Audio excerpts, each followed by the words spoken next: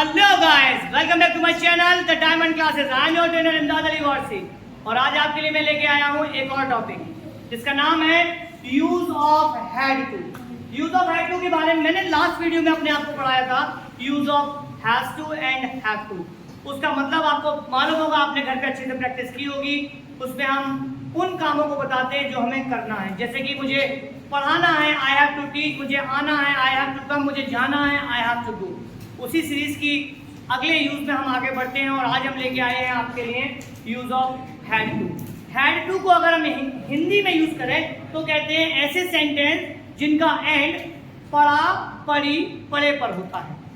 जैसे कि कोई ऐसे काम जो मुझे करने पड़े, मन हो या ना हो बट मुझे करने पड़े, ऐसे तमाम कामों को इंग्लिश में बताने के लिए हम क्या करते हैं, हम इस यूज को यूज करते हैं। इसका नाम है यूज ऑफ हैड टू।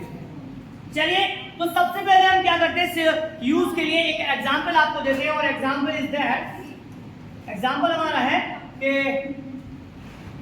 मुझे कल एक होटल में ठहरना पड़ा। मुझे कल एक होटल में ठहरना पड़ा। किसको ठहरना पड़ा मेरा बेटा? आई। फिर हम इसके तुरंत बाद अपने यूज को लिख देंगे I had to. I had to ठहरने को बोलते हैं stay, S-T-A-Y, stay. I had to stay in a hotel. I have to stay in a hotel. अच्छा, इसका अगर हम नेगेटिव बनाना चाहें तो हम कैसे बनाएंगे बेटा? ये तो हमारा अफर्मेटिव सेंटेंस हो गया। समटाइम्स होता है ऐसा कि हमें नेगेटिव सेंटेंस भी बनाने पड़ते हैं। नेगेटिव सेंटेंस को बनाने के लिए हम क्या करेंगे? आई हैड, यहाँ हैड और टू के बीच में नॉट को ऐड कर देंगे। I had not to stay in, हमने लिखा था in a hotel, in a hotel। So ये हमारा नेगेटिव वे में आ जाएगा कि मुझे कल एक होटल में नहीं ठहरना। अगर हम इसको इंटेरोगेटिव बनाते हैं, इंटेरोगेटिव सेंटेंस बनाने के लिए हम क्या करते हैं मेरे बेटे, हम वर्ब को आगे लेते हैं, हेल्पिंग वर्ब को, और सब्जेक्ट को उसके पीछे कर देते हैं। जैसे कि मैं कहूँ क्या मुझे एक होटल में ठहरना पड़ा, तो मैं कहूँगा had I to stay in a hotel. और यहाँ पे हम यूज करेंगे क्वेश्चन मार्क। तो इस तरीके से हम अपने यूज ऑफ हैड टू के सेंटेंसेस को बना सकते हैं। जैसे मैं कहूँ I had to in a hotel, क्या इसका मतलब हुआ मुझे एक होटल में रुकना पड़ा, और दूसरे सेंटेंस को मैंने नेगेटिव में बताया, मुझे एक होटल में नहीं ठहरना, I had not to stay in a hotel. और तीसरे सेंटेंस में मैंने आपको बताया कि मैं पूछ रहा हूँ क्या मुझे होटल में ठहरना पड़ा, had I to stay in a hotel. अगर हम इस सेंटेंसेस को और कहें, जैसे कि ये तो मैंने आई के हिसाब से बना लिया, आई हैव टू टीच, मुझे पढ़ाना पड़ा, और मैं बोलूँ कि उसे पढ़ाना पड़ा, तो हम कहेंगे ही हैज टू टीच। अगर कोई वहां पर लेडी हो तो हम क्या कहेंगे, sorry, she had to teach, she had to go, my father had to read the newspaper, मेरे पापा को अखबार पढ़ना पड़ा, मेरी माँ को दिल्ली जाना पड़ा, my mother had to go to Delhi. इस तरीके से हम अपने और सेंटेंसेस भी क्रिएट कर सकते हैं। सेंटेंसेस बनाने के लिए सबसे पहले आप याद रखिएगा कि जरूरी नहीं है कि आप सारे सेंटेंसेस आई से ही बनाएं।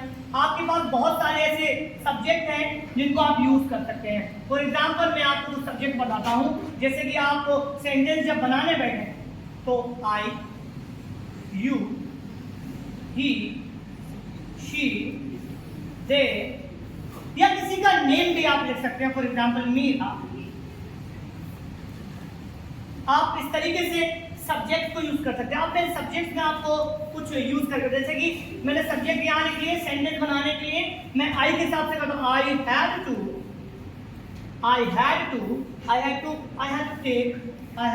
Take bath in an open area. मुझे एक खुली जगह पर नहाना पड़ा, कहीं मैं गया और कोई ऐसी सिचुएशन बन गई जहाँ पर बाथरूम नहीं होगा, सो मुझे वहां पर खुली जगह पे नहाना, तो हम कह सकते हैं I had to take bath an open area. Now the next you के हिसाब से you had to कोई सेंटेंस हम लेते हैं you had to prepare a new project. कहीं पे हम वर्क करते हैं और वहां पर प्रोजेक्ट मैनेजर ने हमें काम दिया कि भाई आप प्रोजेक्ट बनाइए, हमने प्रेजेंटेशन बनाई प्रोजेक्ट की और वहां पे उन्होंने फेल कर दी। तो फिर मैं अपने दोस्त से कहा यार वो उन्होंने जो प्रेजेंटेशन दी थी वो मैंने जो है ना सही नहीं बनाई, वो फेल हो गई। तो मैं उससे कहूँ यार मुझे दोबारा बनाना पड़ेगा, I had to prepare a new project. तो वहां पर इस तरीके से उनको बोल सकते हैं सेंटेंस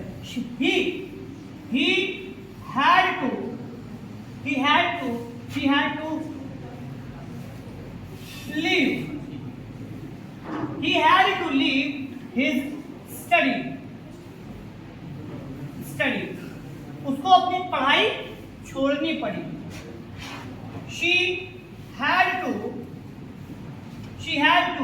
leave the job उसे अपनी जॉब छोड़नी पड़ी।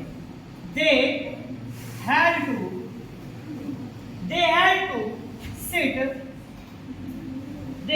sit on the floor उन्हें जमीन पर बैठना था। मीरा had to perform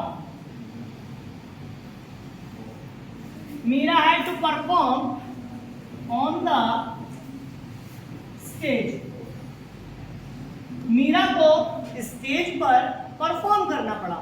ऐसे ही हम अपनी प्रैक्टिस को इन सेंटेंसेस के साथ और बढ़ा सकते हैं। आप लोग अपने घरों पर बैठकर पेपर विद द पेन और पेपर से और ओरली अपने फ्रेंड्स के साथ और अपने फैमिली मेंबर्स के साथ इन सेंटेंसेस की प्रैक्टिस कीजिए ताकि आपकी स्पोकन इंग्लिश और ज़्यादा इम्प्रूव हो। Thank you so much.